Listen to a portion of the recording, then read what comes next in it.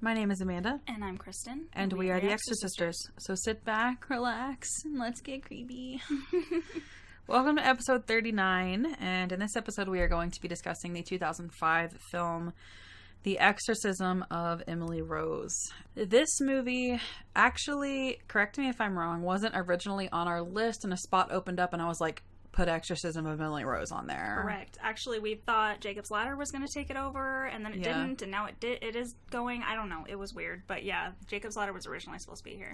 Yeah, and I have a personal issue with this movie. It is one of the scariest goddamn films I've ever seen in my fucking life, and it bothers me to my soul, if you will. Mm-hmm. Literally to the core of my being, this movie scares me. And I saw this movie when I was probably about 13 years old, maybe 12, because it came out around the time I was 12, 13. And it was the first possession movie I ever saw in my entire life. Okay. And then the year after that, I saw The Exorcist. Okay. These are my two scariest movies for me. Neither one of them, I think The Exorcist outdoes Exorcism of Emily Rose in the visual aspect. Mm-hmm. This one outdoes The Exorcist in like shook my soul kind of way. Okay. If that makes sense. Mm-hmm. And I think that we differ on our opinions on this. Yeah, this might be the first one where we aren't feeling the exact same on this, because honestly, I kind of nodded off watching this. And was that's really boring. Fair. And a lot of it may come down to it shook me when I was so young. Mm-hmm. And it stayed with me this movie has stayed with me my entire life. Okay. Like, I will not watch it unless I absolutely have to. Mm-hmm. And it was one of those where I watched it during the day and I had someone come and watch it with me. Mm-hmm. I had different friends in and out. So I had Katie come in for a little while, and then Sierra came in for a little while. And it started storming, and it was like the loudest thunder I've ever heard in Colorado. And like, I was like, this is the demons telling me not to watch this fucking movie. And when it was over, the Blu-ray menu basically is her making those like panty screaming noises. That's horrible. Yeah. Mm-hmm. And I quickly cut it off when I was done. But Brad had gone back into the bedroom and turned the TV back on because he was going to play something on his PS4. Oh no. And I was in the living room. And he turned it on, but then he went to the bathroom or something, so I just heard the noises. Oh, that's fucked and I was like, turn it off, please turn it off. And I was like losing my shit. And so I had to go back there, and I was like, eject. And I was like closing my eyes and everything. And it's to the point where I couldn't even keep the Blu-ray case or disc in my bedroom. I had to put it back in our recording room where all my Blu-rays are to never look at again, other than the spine of the Blu-ray. Because it just, to a very, I don't even, like an intimate part of me. Mm-hmm. I don't mean that sexually, obviously. No, of course. But the deepest part of your makeup. Exactly. Is terrified of this movie. Everything about it. Just, and it's good in that way. But also, I watched it a week ago, and I'm still, like, upset about it. Do you think you can explain why? Do you have any idea? Or is it just one of those No, I definitely... So, if you've seen this movie, just a little... We are going to go through it a little bit, but this movie has a lot of back and forth. Yeah. So, it's basically this priest is on trial because this Emily Rose, this girl, mm-hmm. died during an exorcism or while she was under his care. And so they're prosecuting him for negligent homicide. And so there's a lot of courtroom. And then mm-hmm. while they're in the courtroom and they're talking about what happened to her, it cuts back to her being possessed. Right.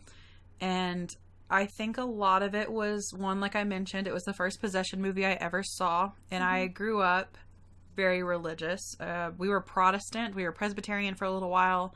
And then when we moved, we found a Methodist church. That's kind of my religious upbringing. And even when I was little, I'm talking like between like 3 and 5, I started questioning religion and God. Okay. Even when I specifically remember the Presbyterian church I went to when I was between the ages of birth, where I was baptized, and when we moved to about 6. Mm-hmm. They used to do this thing during the church service called like children's time or children's story or something. And one of the adults would go to the front and there were little steps leading up to the pulpit area. Okay. And they would sit down, and all the little kids would run up there and sit around and listen to a little story to kind of keep them engaged in the service. So they did something for the kids. And the parents thought it was funny because the kids would run up there and get all excited. And it was around Easter. So, of course, it was the story of Jesus dying on the cross. And literally, I can remember so vividly thinking, that is so mean and God is scary. Why do we love him so much? Okay. And I know that that's kind of fucked up to say, but I mean, when you're 5, you don't process things. Like, I didn't know that was like something you probably shouldn't be questioning at that age. So my questioning of my religion started before any outside factors, other people, my peers, school, the internet were even brought into it. You just realized how cruel that was. Right. And it scared me. And then, of course, I watched Prince of Egypt when I was like 5 or 6. And he's gonna be that cruel to his own son. Yeah. What's he going to do to you? Even that movie scared me so much. Religion scares me. Okay. And it has since I was a little kid. Is it organized religion or is it God? It's God. It's the concept of heaven and hell and sin and being damned and all of those things. And when you're scared of the devil and of hell, you look to God. And I know there's more in the Bible, in the New Testament, of like mercy and Jesus and being saved. But the Old Testament, there's fire and hell and floods and plagues. And while watching Prince of Egypt when I was a little kid, something your parents are like God did all these things. All that stuck with me was the scene where the breath comes out of the firstborn. Scared the ever-living shit. I literally would lay awake at night thinking that God was going to come for my breath. I guess you were the firstborn, so... Yeah, and because I did something wrong that day, or I lied to my parents, or something like that. Because I didn't understand... That's horrible. Yeah, I understood what was happening with Moses, but I didn't... If God can do that, he can just do it whenever he wants. Right. Exactly. Like, he sent the floods because humankind had gotten so fucking terrible.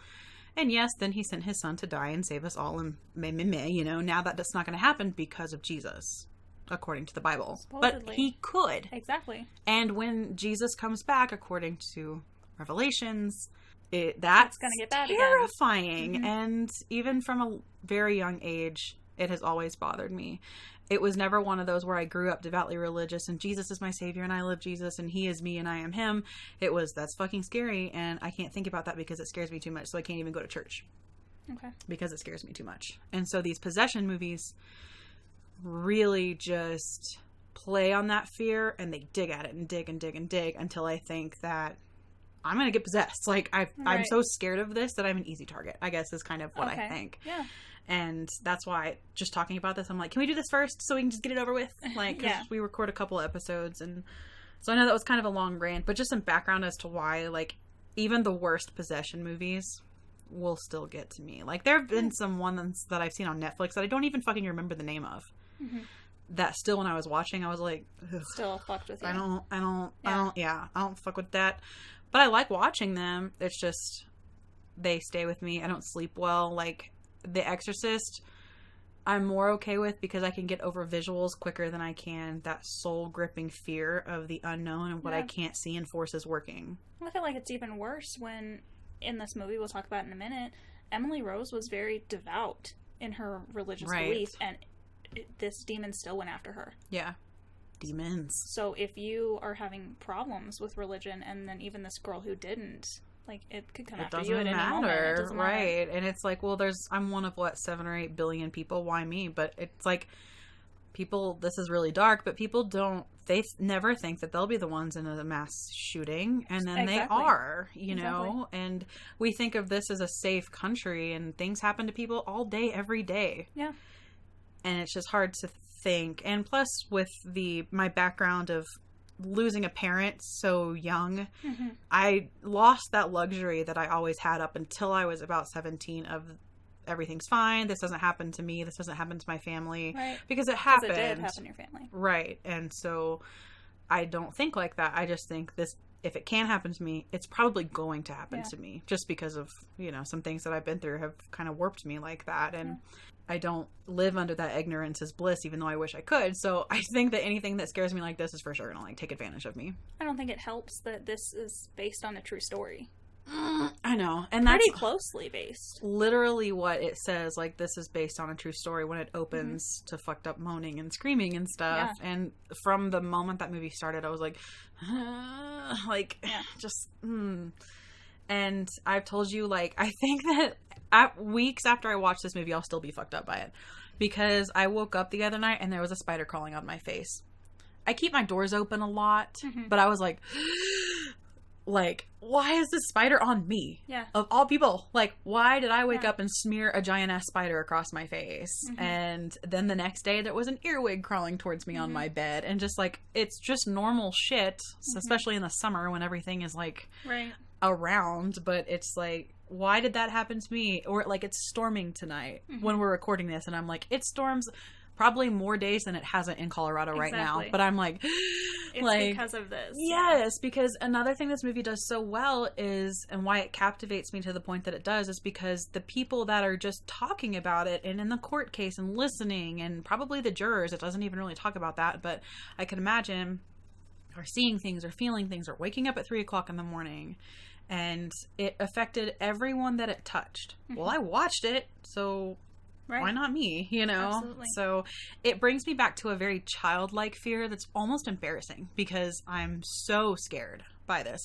I watched this movie with my dad, and I slept in bed with my dad. And I was like 13 years old. It wasn't like I was scary. 6 or 7. That's scary. Yeah, my mom was out of town, and that was when we would watch horror movies because she didn't like it. You know, if you listen to our Mother's Day episode, she basically said, I didn't want you to be exposed to like a violent side of humanity or the world or whatever. But my dad was like, it's just a movie. She's fine. If she enjoys it, she can watch it.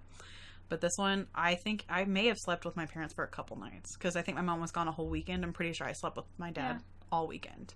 And I've never not had a nightlight. So I sleep with my TV on now. And ever since this movie, if I have woken up around 3 a.m., I'm like... But it's not just this movie that does that.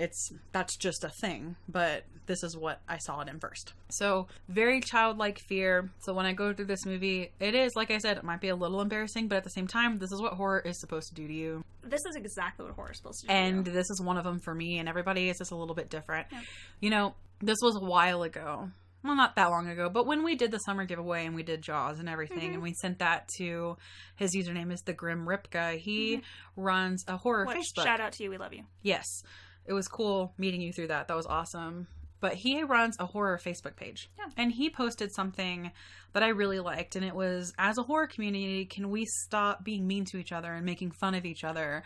Right. Like, there are people that I guarantee you will make fun of you for being so scared of The Grudge. Absolutely. Will make fun of me. I've heard it my whole life. Really? Yeah. You're afraid of that? Yeah. And will make fun of me for thinking that The Exorcism of Emily Rose was horrifying. Because if you look at reviews of it, it's very mixed. Like, this was the lamest shit I've ever seen. This is probably the scariest movie I've ever seen. I was starting to nod off to it because the courtroom stuff is pretty boring. Yeah. Her face, and when she's like in that dorm room, that shit's scary. Oh my god, I forgot about that. I literally just got chills. It's sorry. Okay. I literally, I was falling asleep, but I made Connor watch that with me specifically for that scene right there. Oh my god. That makes me literally, I told you I might cry during this. Yeah. And our Exorcism Haunted Happy Hours, which I did in The Grudge, too. May actually cry, because I just, we won't stop, and you don't have to feel bad for me, but, it just, thinking that happens to people, and there are tons of reported cases of it actually happening to people. Or that poor guy, he's sleeping there, and how long was she laying there that?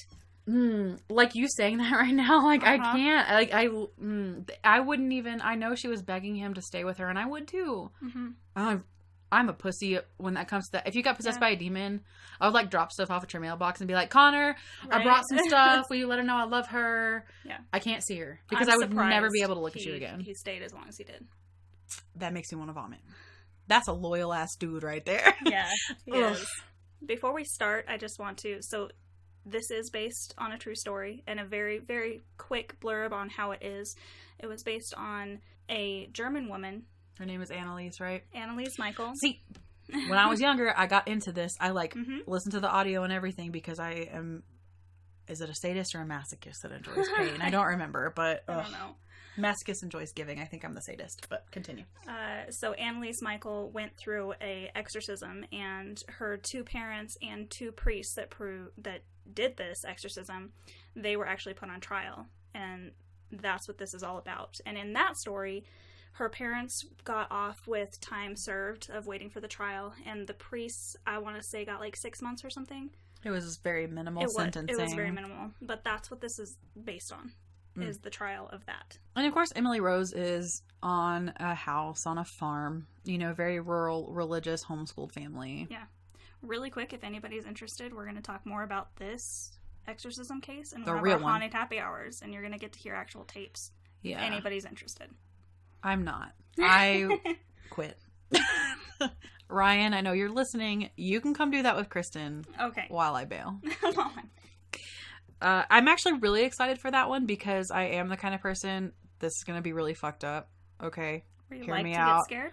Well, I do. But like when things perplex me to the point where I literally can't wrap my head around them, I get so obsessed with them. And what's fucked up is I was going to mention, I was in 3rd grade when 9/11 happened and we had dial-up internet. My parents didn't know it, but I literally watched every single video, read, and I was in like 3rd grade, every single article because I couldn't wrap my head around what happened. I know you've done the same thing with Columbine. You were very interested in that. I've been to college for a lot of things because I never really figured out what my path was. One of those things though was criminology and forensic psychology that I started. And one of the things that I got really into was I wanted to look at really the first widely known mass school shooting was Columbine. And I literally, for months, I couldn't stop. Like, I know everybody's names, dates, the blueprint of Columbine because when I can't wrap my head around specifically an evil, like possession, 9/11, human violence, I just can't. It get entrenched in it. So I have to be really careful about doing that. But the Exorcism episode, I'm going to do that to myself, but it's going to fuck me up for like a month. I obviously didn't get as in-depth in either of those as you, but I am pretty interested in it, like conspiracy theories and things like that. Yeah. But I've seen all of the footage that was in the like cafeteria and stuff of Columbine. Yeah. And that's the first real thing that I've ever watched that's actually given me nightmares. So yeah, it's real and it's human. And whether you believe in possession or not, what scares me so much is that if you believe in God, you have to believe in the devil. If you don't believe in God, then you don't have to worry about it unless you're wrong. Yeah. And that's my thing. I have always struggled with my religion, and I don't identify as atheist, but I don't really identify as really anything else. So I guess the closest thing to that would be agnostic. But being raised religious, I know that if I'm wrong, it's going to end badly. It's going to end the way these possession movies are. Yeah. This is exactly what it looked, for me, my hell would be based on how you were raised, exactly. Right. So that's spooky. Let's talk about this movie. Yeah. Sorry about that rant. But I think it's important for there's some movies, to be honest, that we've done where I'm like, it's just a movie, I watch it, move on, whatever, we talk about it, let's go. Yeah. This is not one of those movies for me. So, and hearing your take on it as somebody who's not scared by it and who is honestly kind of bored by it, it's going to be so interesting because it just rattles me. But so Emily Rose, like I said, grew up on a farm, homeschooled, very religious family, which is probably why she was homeschooled because, a lot of evangelical type people homeschool their kids. And there is this gray shot of a field with some barbed wire, which is kind of one of the staple images of this movie.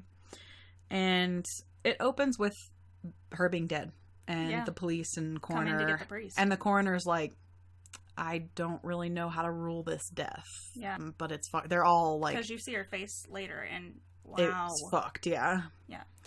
And if you actually Google Annalise, there's pictures of her face too. It's awful. If anybody's interested. Yeah. I don't suggest it, but feel free. I think it does a good job of creating a very eerie atmosphere from the get-go. That for me, even during the trial, it doesn't really lose, but that's probably because the pit of my stomach is just so upset. Yeah. So Emily's father is there, the family's there, and you see like a shot of her room, and there are all these just like scratches and deep nail marks all over the walls. And the police arrest Father Moore. Which those scratches were also from Annalise Michael. Like, he found photos of that and put it in the movie. And then it cuts to a courthouse, and Father Richard Moore is being walked in and questioned by the media, and attorneys are gathered around in a separate room to determine who's going to prosecute this case. They want a religious man so that it doesn't look biased. Right. And then this defense attorney named Erin Bruner is introduced, and she has just gotten somebody off on a huge murder charge. And that kind of plays into her character and storyline later. Yeah, it does. His name was James Van Hopper, and he got acquitted of murder. Yeah. And she just doesn't really want to defend the priest, but she's like this real hot, popular attorney right now. And her boss is like, you do this, I'll make you partner. Right. And she's she like, wants to make partner, so cool, all fine, right. Whatever. Yeah.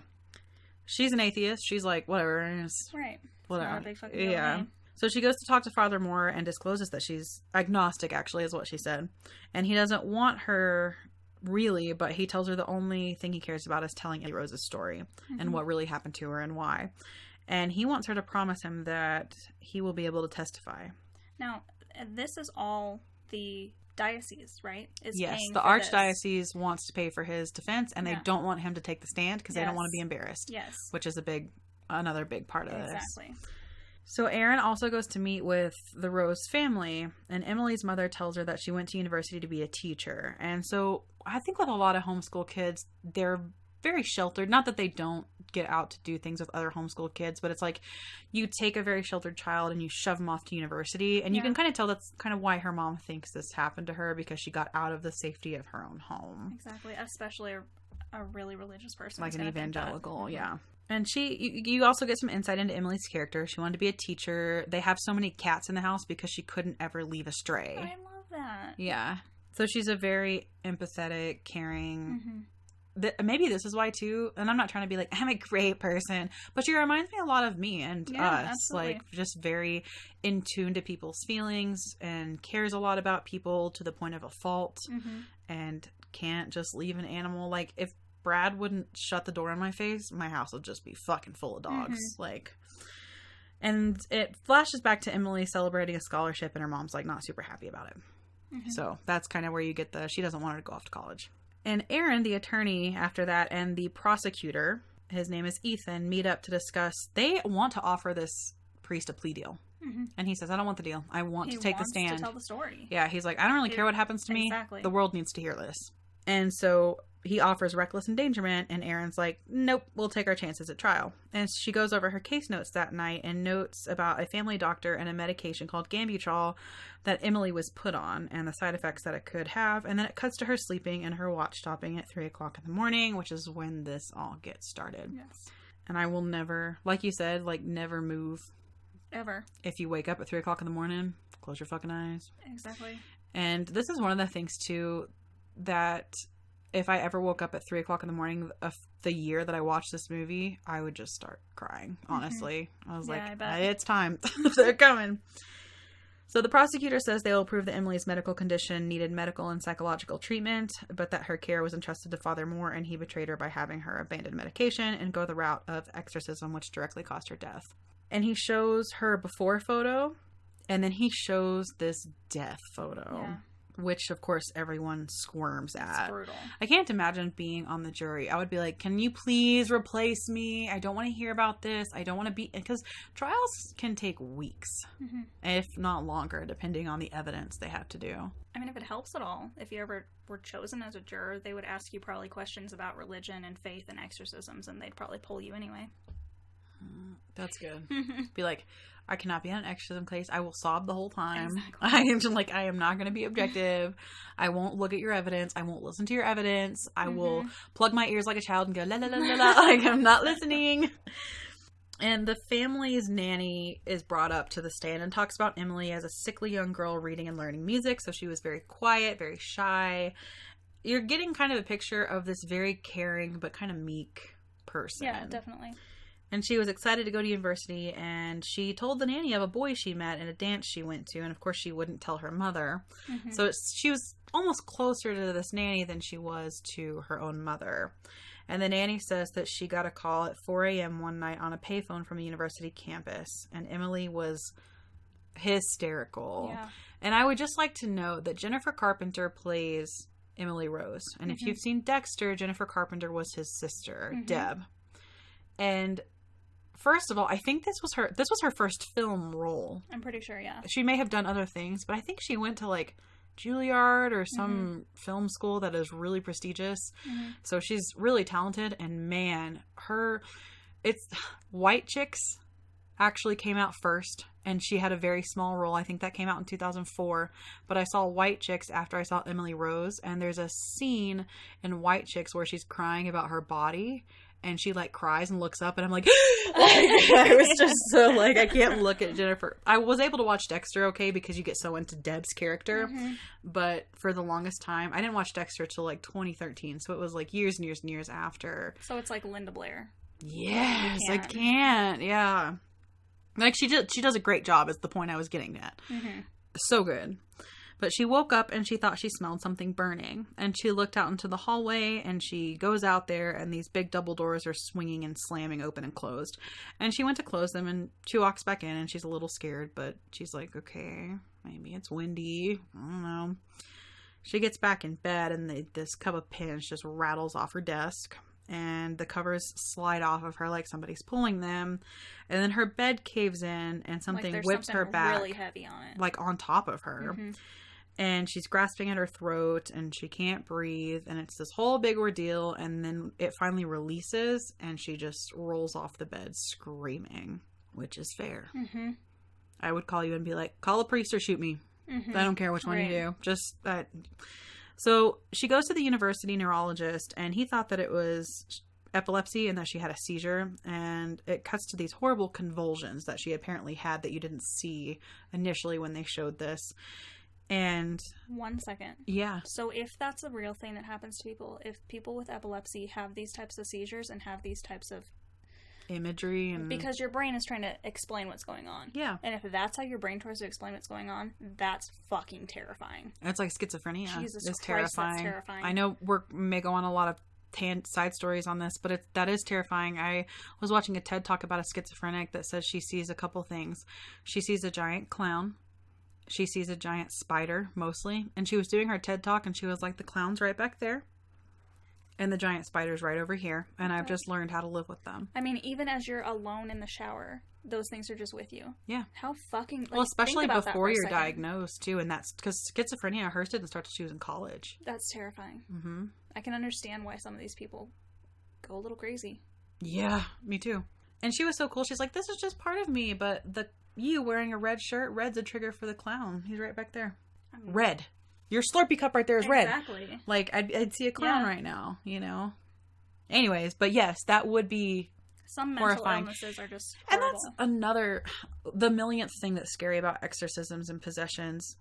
We're so scientific now, which is so great, and I love that. But if something happened and somebody was like, I'm possessed, immediately people would be like, no, you're schizophrenic, or you're psychotic, or whatever. But what if you actually are? Exactly. And they lock you in a mental institution and you're just possessed your entire life because nobody will listen to you or help you? Yeah.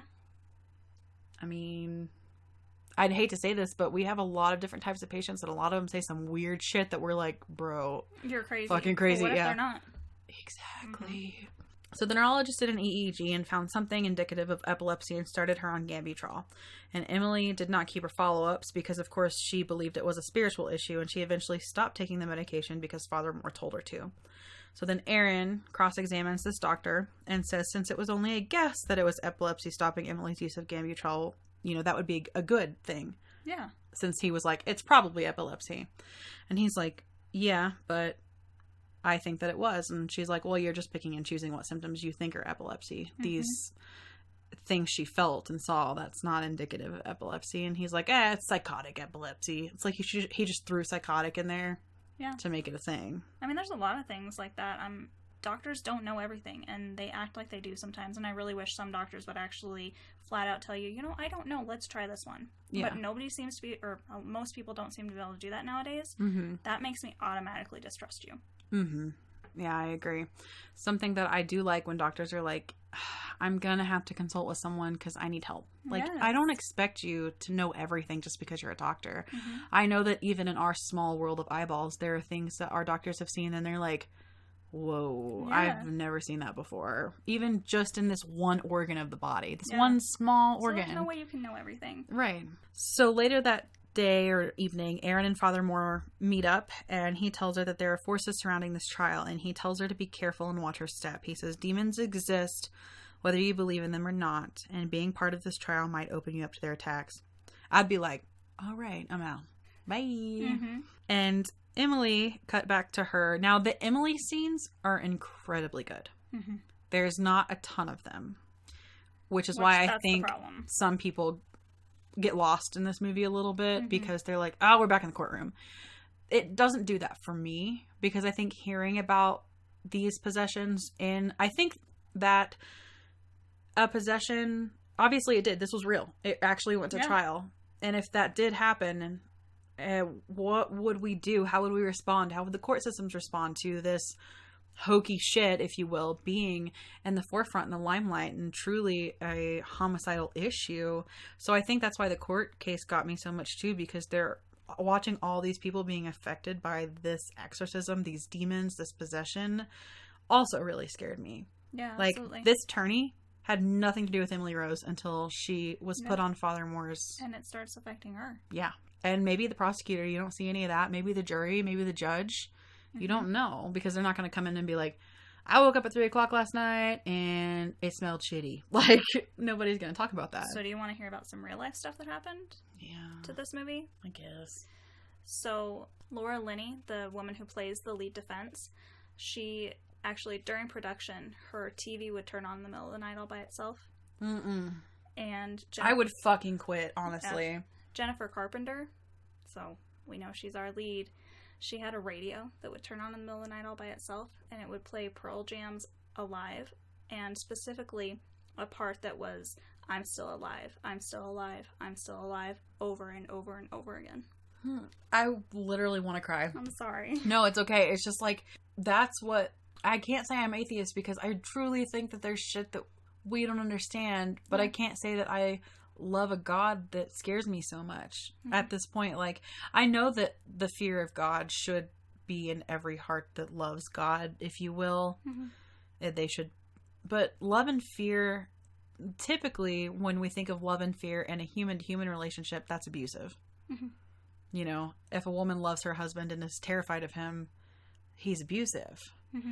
But when you're told to love God, it's like, yes, you should fear him, but you should love him because he loves you wholeheartedly. And I just have such a struggle with that.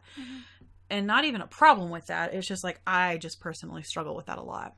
But when things like this start happening to people on set, like this set, like the Exorcist set, especially that radio thing, there's no way that Pearl Jam song is playing at that spot, at that time, every single night. That just, they can do whatever they fucking want, and it's so scary. Exactly.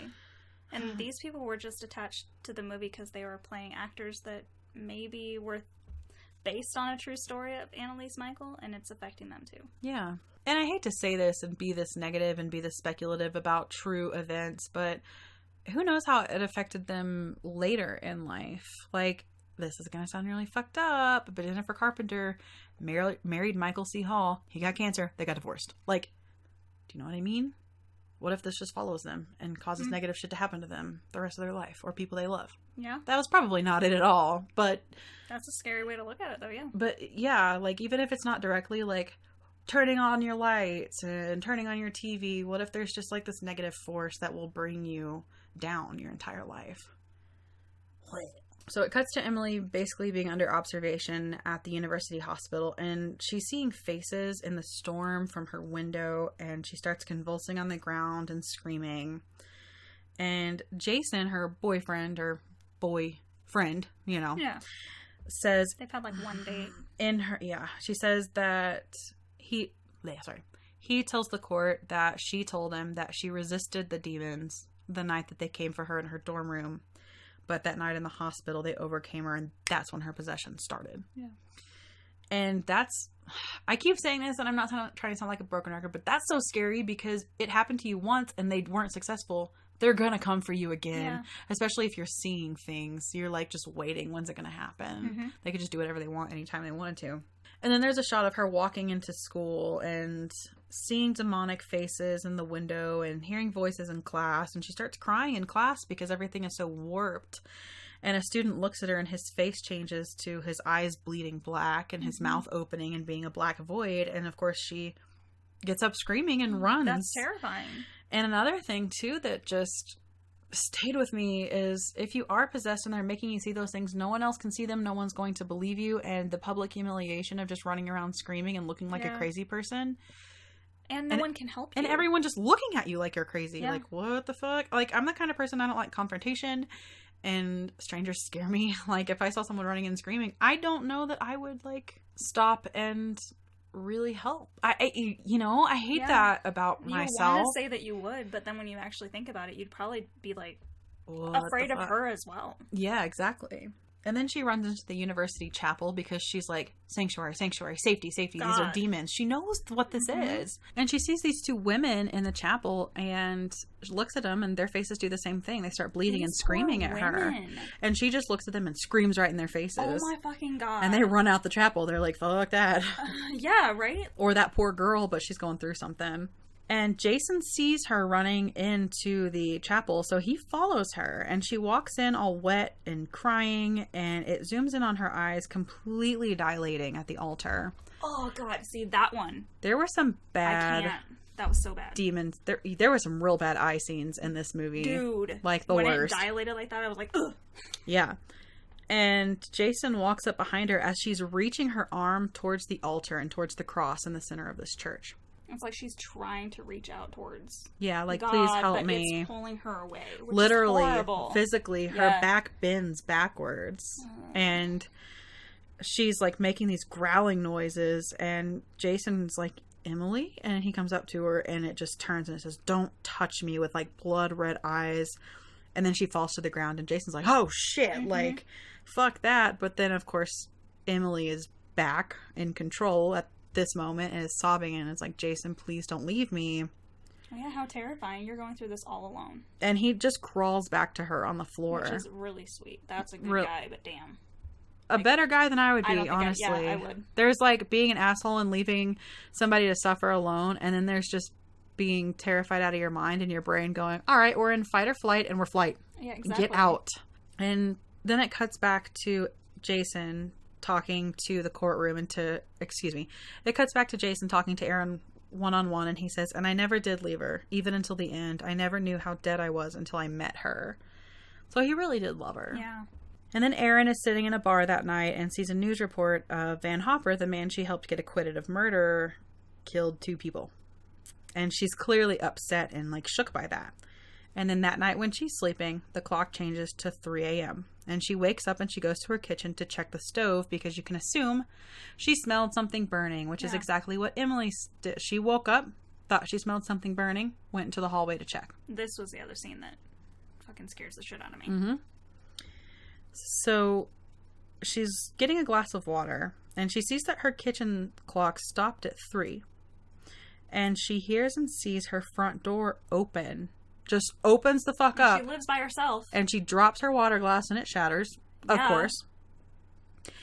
And she scrambles to shut it and lock it and gets back in bed.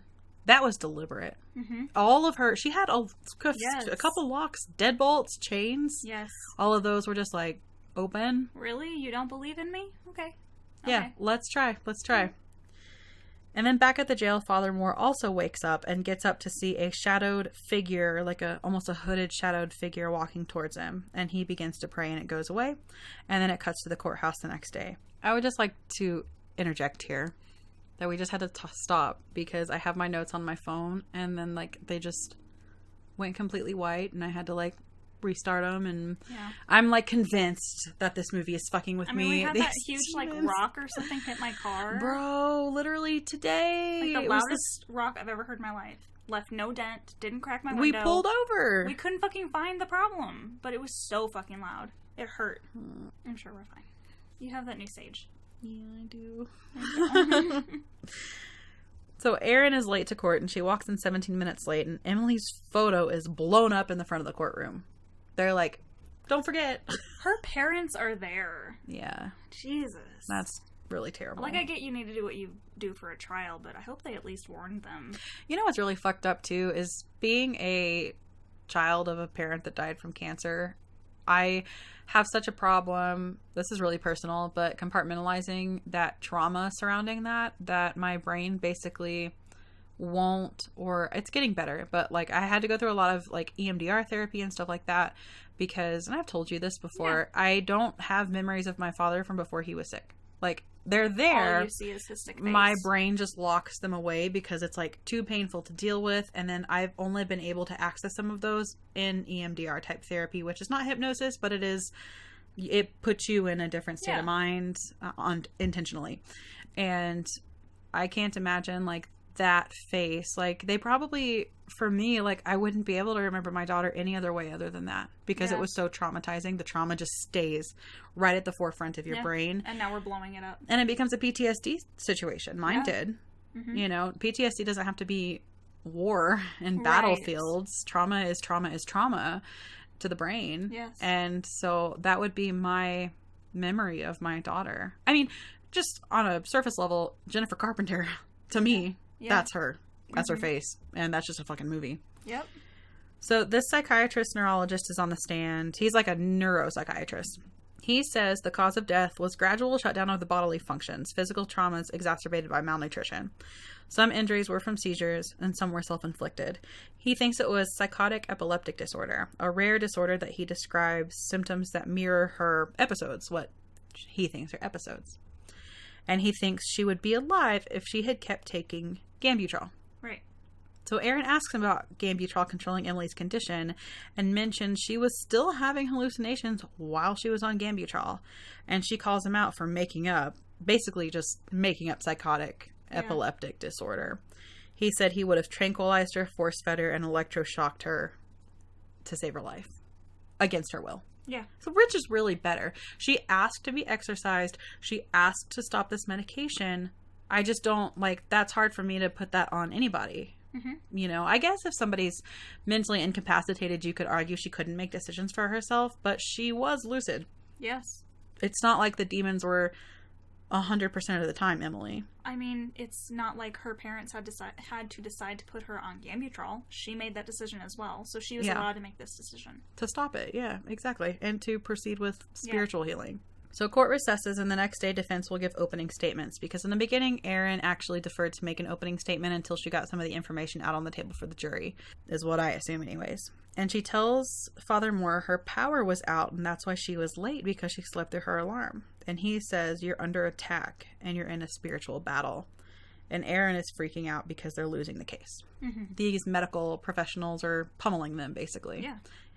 And her coworker helps do research on demonic possession, and the doctors she wants to testify are unavailable. So they had a few doctors they were going to bring in that could say, it wasn't epilepsy or whatever, that were going to help them, but one was with another trial and one was in the Bahamas or something like that. And instead of punching holes in the medical approach, she wants to try to validate possession with, I think, a religious anthropologist or something like that. I love her. Yeah. She's fucking amazing. Yeah. And just a side note, Connor is actually an atheist. He's not agnostic, he's an atheist. Yeah. And he watched this with me. And watching this anthropologist talk about exorcism as a spiritual medical thing made him go, I understand religion a little bit more. And that was really cool for a movie to do. Yeah.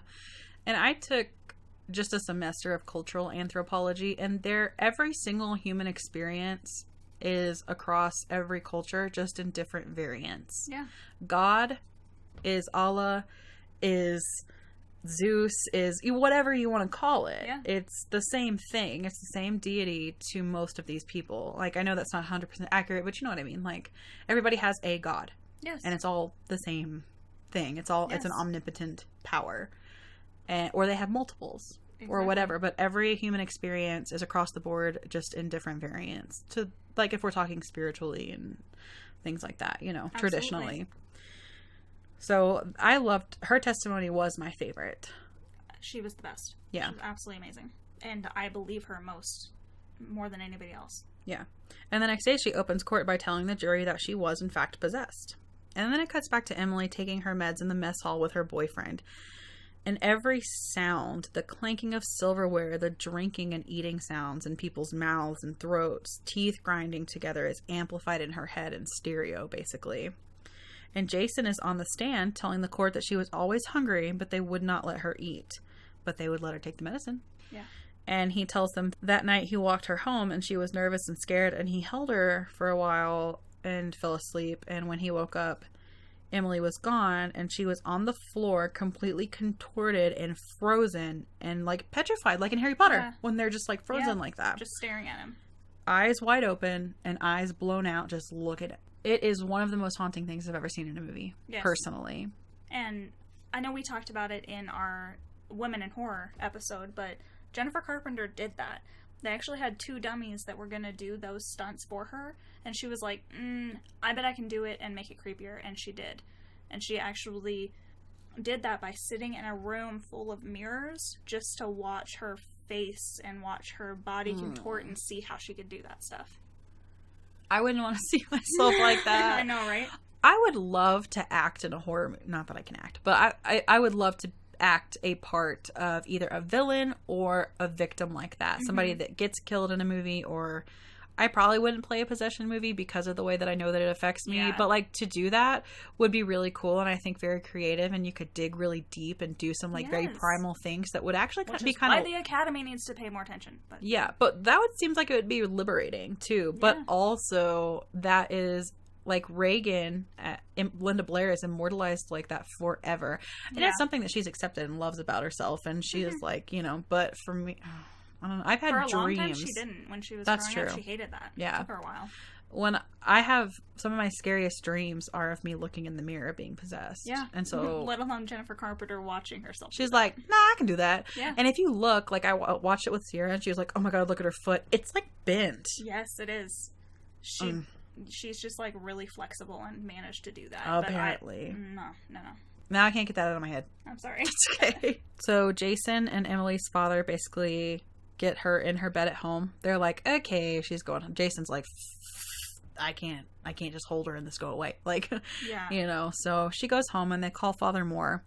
Which, that's a brave fucking dude, because she's not even basically supposed to be having a boyfriend, we kind of get. Let alone him calling her father and then bringing her, carrying her into that house.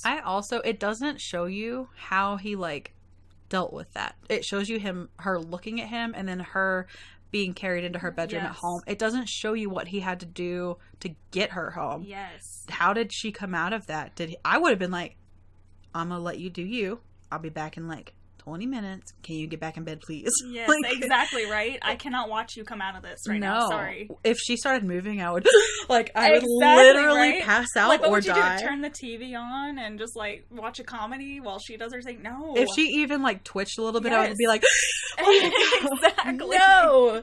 That is a brave motherfucking loyal ass dude. Exactly. Like, no. I'm like, I'm upset. So they call Father Moore, and he comes pretty much as soon as Emily gets there, and her sister walks into her room, and she's crouched and praying, and there are scratches all over her walls already. So she goes from, like, really this whole movie goes from, like, 0 to 80 as far as her scenes are concerned. Yes. Like, it doesn't fuck around. When she's possessed, it's like, now. Yeah. And she's eating bugs and spiders as she's kind of whispering and praying to herself. And she starts pulling her hair out. Like, she looks at her sister and just starts pulling, like, from the scalp. Not just, like from the scalp, pulling her hair out. And Father Moore and her dad hold her down. And she does, like, this silent scream. That's actually what got her the part. When she went in to audition for it, she did that silent scream, and it scared the fuck out of the director. And he's like, yours. You're gonna be great. And then Father Moore asks Emily, can you hear me? And the demon starts speaking in Aramaic or different languages, you know, and her body contorts and stiffens to the point of not moving when they set her upright, like she's cardboard. She falls on the friggin' floor, face clamps. But the demon says, I am the one who dwells within. Think you can force me out, priest? Try. I dare you. Nope. And then her body not only falls, but it, like, cracks, and then she falls. And the body popping, cracking sounds in demon movies, I'm like, and when they lay her down, she cuts the priest's face with her nails by slapping him. So he's got these, like, 3 basically claw marks down his face. So when the priest leaves, he sees Emily in the window playing piano. Like, ew. She's standing, you see her standing and just looking outside, and then the priest comes outside, and then she walks away, and she's just playing this very haunting melody on the piano. The demon's fucking with him hard. Or it's giving her some she's trying to communicate. So then it cuts back to the courtroom, and Emily's father is being questioned by the prosecution. And he asks him about his mental health knowledge, and he doesn't have much, but does admit to his family having a history of mental illness. And he said Emily did not feel mentally ill to them, and they turned her completely over to Father Moore for care. And then the defense calls the anthropologist. And she studies spiritual experiences in different cultures. And she basically scientifically studies possession. And she says she thinks that Emily was a hypersensitive, and that's why this happened to her. She had an unusual connection to a separate reality or a spirit realm or whatever you want to call it. They can have visions, see the dead, and she says they're susceptible to invasions. So that's why she thinks this happened. And the prosecution objects to the testimony, but the judge rules to let them explore the alternative explanation since they've done so much into the medical. Yeah. And this doctor thinks Gambutrol is the reason that the exorcism failed. Yes. She says that it cuts the person off from the possessed experience, which may have been good for Emily in a way. So she wasn't quite as entrenched in this, but it also cut her off from the exorcism. Right, she couldn't do anything to fight it. Yes. So the drug made her immune to it, and Gambutrol locked Emily in the possessed state, and therefore it directly contributed to her death. And I could really see this in real life, like people, jurors, you know, having such a hard time with that. With that explanation? With, you know, oh, yep, the drug locked her into possessed state and wouldn't happen because I think we fight and fight and fight to explain things that we can't understand because they're scary.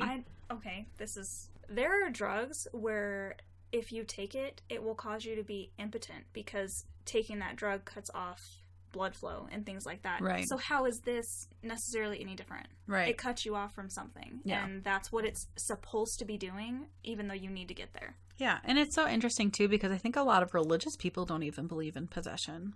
Yeah. Because it's too scary to believe in. So it's one of those things like, nah, that's not real.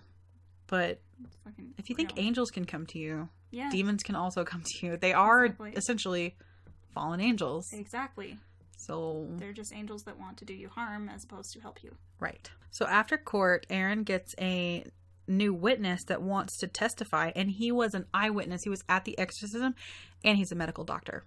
Because Father Moore did things right. He wanted a medical doctor present to, one, keep an eye on her, and also just so, like, if something like this happened, could be like, it wasn't Father Moore, it was, you know. And Father Moore said he would keep the doctor's information confidential, which is why he didn't tell Aaron about Dr. Cartwright. So Aaron meets with Dr. Cartwright, and he's a fidgety bitch. Like, dude, I would be. He's scared. I mean, he saw this. Yeah. He didn't even necessarily believe it in the beginning. No. And then shit happened. And then he was a believer. Because he was there, because like I said, Father Moore wanted a medical psychiatrist's perspective to observe during the exorcism, so they had all bases covered. And Cartwright he's shook. He says that she was not ill at all in any way. If he had known what he was going to see, he would have never even gone. And he examined her, and she was completely lucid and aware of what was going on, which means it is counterindicative of psychosis like they're saying she had. He says he will testify to that. And he pulls out an audio tape and tells Aaron, it's your burden now. I'd be like, nah, you can keep it. I don't need anything that can go play in the night. Like, no. Like it does. Or I don't even want to hear it at all. Dude, right? I say that, and then I've listened to the Annalise Michael tapes, but I don't keep them. And he walks away and tells her, as a doctor, I could not help her. And then Aaron tells Father Moore Cartwright is going to testify, and he's eager to find out when he will be able to testify. And Aaron and Father Moore talk about the spiritual attacks that are going on. Aaron tells him that she was walking around and, you know, just kind of daydreaming, thinking about the court case and what it would mean if she believes in all this. And then she found a golden locket on the sidewalk with her initials engraved on it. And it made her feel like she was exactly where she needed to be right now and like she was on the right path. And he tells her that she should wear the locket. And she tells him the archdiocese doesn't want him to testify, but she is going to let him. Yeah. So she's starting to be like, okay, this is real stuff. Like, somebody was like, you should take this locket because you're under attack. Exactly. And it's some sort of amulet or protection or whatever. Or just to make you feel warm and fuzzy, like somebody's watching out for you too on the other side of this. Right. And he's like, you need to fucking wear the necklace because somebody gave that to you to wear because of all this. Like, how are you ever the same after seeing an exorcism. Like, Jason was there. Her boyfriend was there. Her father. Like, how do you sleep ever again? I have no idea. Lots of medication. Yeah. I'd be like, you can give me Gambutrol. Right?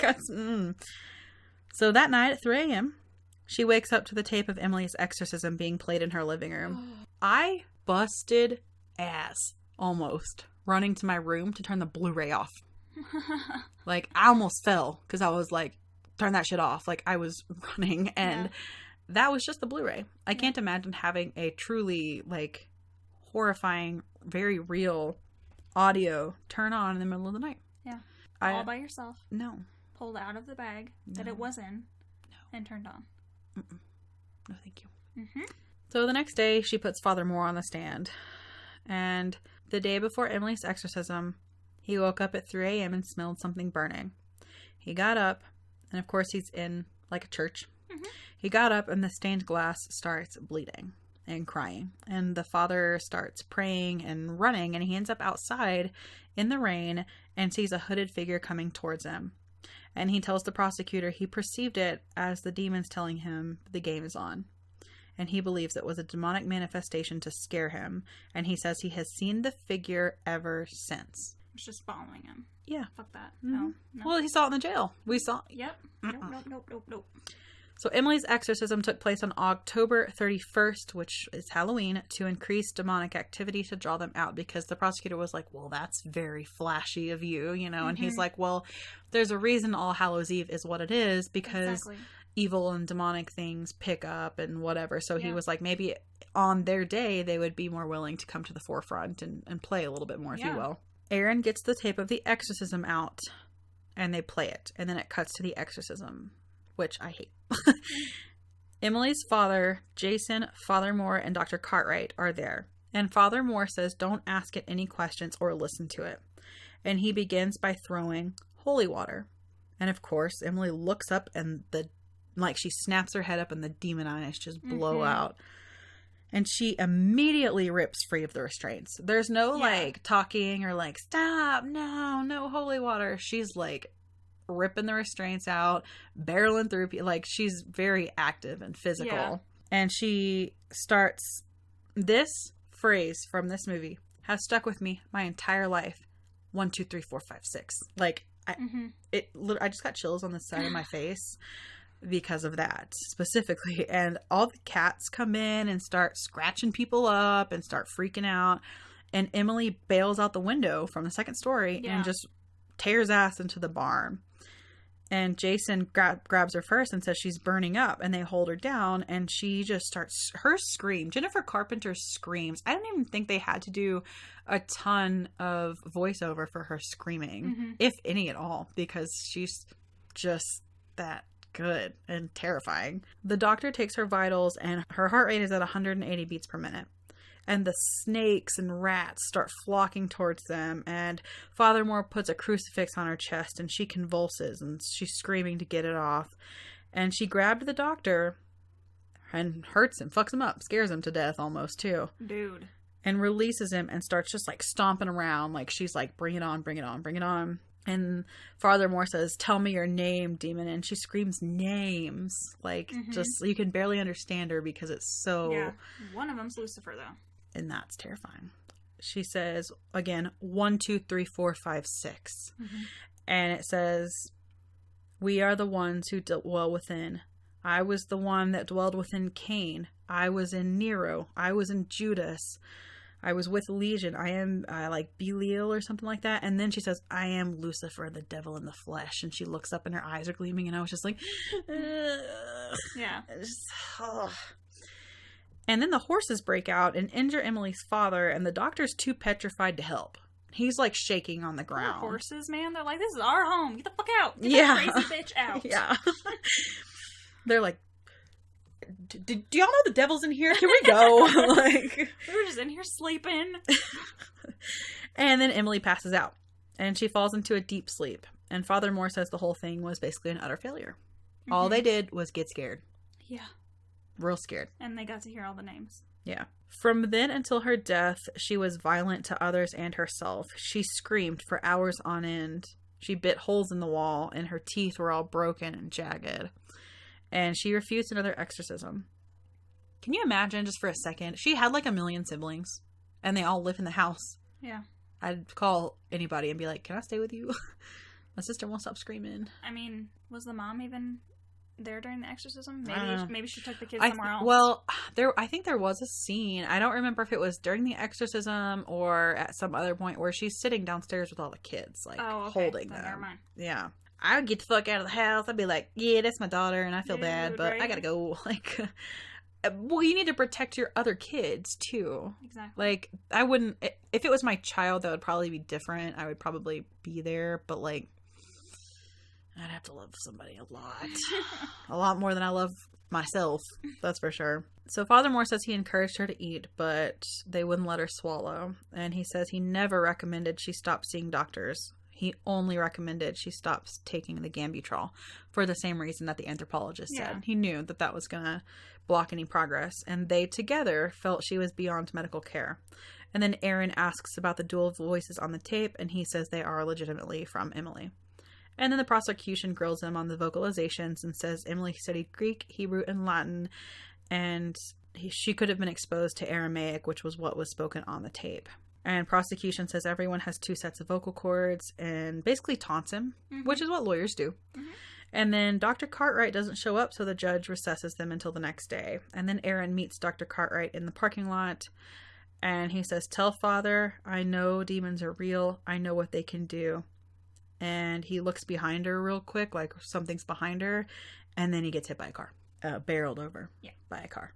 And then, of course, she's getting drunk, and her boss is pissed because the archdiocese is paying for this defense, and they said specifically, do not put him on the stand, and she fucking put him on the stand because she was going to put him on the stand and then bring in this medical doctor, which has been winning the other side, corroborate his story.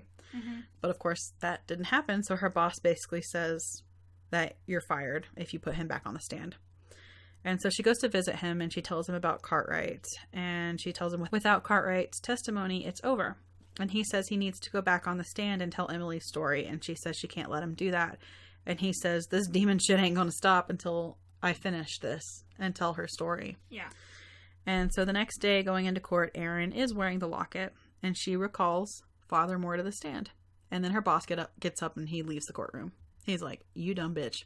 What I just tell you? And Father Moore has a letter Emily wrote the morning after the failed exorcism. And Father Moore believes one day Emily will be recognized as a saint for what she went through. And Aaron basically asks him why God allowed this to happen to her. And he says he will let Emily answer that question with the letter. And this was a really cool scene, I thought. Emily said she awoke a few hours after the exorcism to a voice calling to her. So she went out to follow it, basically. And she wanders to a tree in her yard and lays underneath it. And then a whole undemonic self is looking down at her. You know, she has an outer body experience and is looking down on her possessed body. And in her letter, she says Mary came to her and said, heaven is not blind to your pain. And Emily asked why she suffered like this. And Mother Mary said she was sorry, but the demons are going to stay where they are. You can come with me in peace now. Or you can choose to continue this, and you will suffer greatly. But if you stay, you will make people believe. And she says, I choose to stay. And she wakes up with stigmata. So you're a little more religious than me. Explain, and stigmata is not, but explain that a little bit. So there's actually a horror movie about it if anybody wants to see it. It's called Stigmata. It's literally called Stigmata. And Stigmata this actually happened to St. Francis of Assisi. And what happens to these people is they get all of the things that happened to Jesus Christ when he died. So they will get punctures in their hands and their feet. They will get stabs in their side. They will get punctures along their foreheads because of where the crown of thorns is. And it just amps up and amps up and amps up until it finally kills them. Right. Just like Jesus Christ. Right. So she gets that, which I'm sure would be terrifying, but also you know that this is going to come to a head. A holy head for you, basically. And it's because you're chosen. It's because God loves you above all else, basically. Yeah. Is what it's supposed to be. Right. And in the letter, she said, in the end, good will triumph over evil. Through my experience, people will learn that God is real. People say God is dead, but how can they think that if I show them the devil? And then Father Moore says the wounds on her hands lasted for a long time. And Father Moore said that he thinks Emily refused another exorcism because she had accepted her fate. And then there are the closing statements. And of course the prosecution says she suffered because of a medical condition and Father Moore neglected to have her treated. And then the jury comes back with a guilty verdict. So they do convict him of negligent homicide. But they basically say, we would like to recommend that he gets time served, and the judge accepts that. She says, you are guilty, Father Moore, and you are free to go. The jury, or the people that played the jury in real life, they were never given a script. They had no idea how this was actually going to play out until the end. So basically, they were a jury. They were watching this? Yeah. How horrifying. And they were a hung jury because they actually split 50-50 on if he was guilty or not. That's so cool that they did that. Cool? Yeah, they actually let them deliberate. Yep. So he would have gotten a mistrial. Yeah, he would had have. This been a real trial. So at the bar, Erin is drinking, and her boss says they're pleased, and everyone considers it a win. Even though she lost, she made enough of a sympathetic character to get him off with no time having to be served, other than what he's already been in jail for. He basically says, "You made partner," and she's like, "Nah, I don't want it anymore." Why? You even had to deal with the demon. I know. Father Moore and Erin visit Emily's grave, and he says he cannot return to the parish, and he will carry the darkness with him for the rest of his life. She says she's not sure what she's seen. You know, she's still really freaked out, but still her faith is shaken because she didn't have any, and now she might. That's still shaking your faith. Yeah. And Father Moore chose the epitaph on Emily's headstone, and it said, "Work out your own salvation with fear and trembling." And it was really the last thing Emily had said to him. Yeah. And then Erin is putting up her case file in a box, and she goes to bed, and she turns her alarm clock around again because she had faced it away from her, and she goes to sleep. And then it gives you some background information and, you know, just in words at the end. And it says, Emily's gravesite has become an unofficial shrine. After the trial, Father Moore went into seclusion. Erin gave her case to an expert to further document the life and experience of Emily Rose and the work that inspired the film. And that work, that expert did, inspired this film. It scares me so much. Because of all the reasons I've said. Like, I don't know how many more times or how much different I can say. Like, this movie just... And I know, like, for a lot of people, like you, for example, the court stuff might be, like, kind of dreary and kind of like, there's just a lot of talk. If it helped at all, Connor loved this movie. He hates horror movies. Loved this one because of the court stuff. Because it brought it into a scientific, real possibility, whereas I was bored with it. See, and that's where Connor and I agree. Like, when it's brought into... You kind of take it... Yes, it's a movie, but you take a possession movie and you put it in real life. Yeah. What would happen? What could happen? What would attorneys say? What would we do? What would the jury think? Yeah. And because of it being in such a practical situation, however impractical the case may be, or whether you believe in it or not, a real jury, or I'm not sure how Germany does their legal system, and I know this was a case from Germany, but a real jury was in on this, did this, or a judge at the very least in Germany's legal system, you know, and I just can't imagine having to face that head on in real life as an attorney, as a judge, as jury, as somebody watching, as the media. Like, as the police that found her, that were called to the scene as the coroner, like, it just, like I said, and I've said so many times, it shakes me to my very core. And it makes me feel like I'm being watched by demons all the time, because that's what the movie sets up that's happening to these people. Yeah. So that's why this will stay with me for a week after we record this. It's been a week since I watched it because we talked about this. It'll probably stay with me for another week because I just constantly feel like there's something behind me, over my shoulder, some evil force that I can't see, because this movie to me did such a good job of throwing in your face, it's there. You can't see it, and whether you believe it or not, because none of these people did. And he's still like, and it just makes me have goosebumps everywhere. Anytime I talk about it or think about it or remember her face or her scenes or her screaming, it's just like, I just can't imagine seeing that in real life. And movies you can, and books too, you just get so entrenched in them that it is like real life, and it could be, and especially based on a true story. And I know horror movies say that a lot, but this one truly is. Paranormal Activity wasn't. This one fucking is. There is real audio out there that you can go and listen to. It's like an 1.5 hour long exorcism. And it's horrifying. And I couldn't even get through 10 minutes of it years and years and years and years ago when I tried to listen to it. So, and Robbie Mannheim, whatever that The Exorcist is based on. Like, that one was in the United States. This was in Germany. This isn't happening in, like, third world countries. It is also, but it's also happening right here. Yeah. And like you said, it's happening to religious people. It's happening to atheists. It doesn't matter. It doesn't fucking matter. Well, thank you guys for hanging in there with me. I know I rambled a lot, but I literally still, even after talking for an hour about this movie, still don't feel like I've truly expressed my fear and what this movie does to me properly or adequately. I just feel really on edge. But that's good. It's a very successful film. I gave it a 5 out of 5, to be honest with you. Yep, and this is the first time we're not going to agree because I've seen this 3 times now, and I think the first time that I saw it, I didn't even remember I saw it, so I watched it again going, hey, wasn't there like an Exorcism movie that came out? The second time I watched it, her face freaked me out. That was basically it. This third time I started nodding off and fell asleep a little bit. Yeah. So 2, maybe a 3. It's really boring to me. That's fair. And there will be some that we disagree on. Yeah, I think that's our first one, though. But you haven't also, like, not understood where I'm coming from. Not at all. Because even before we recorded this, we really talked about it, and you completely understand why it scares me so much. I know exactly why it scares you so much. And honestly, The Exorcist, I agreed with you, and I gave it a high number. Yeah. I was just bored by this one. Right. Yeah, that's fair. Again, thank you guys for hanging out. If you want to catch up with us on social media, you can follow us on Facebook and Instagram, and we are just the Exorcisters Podcast.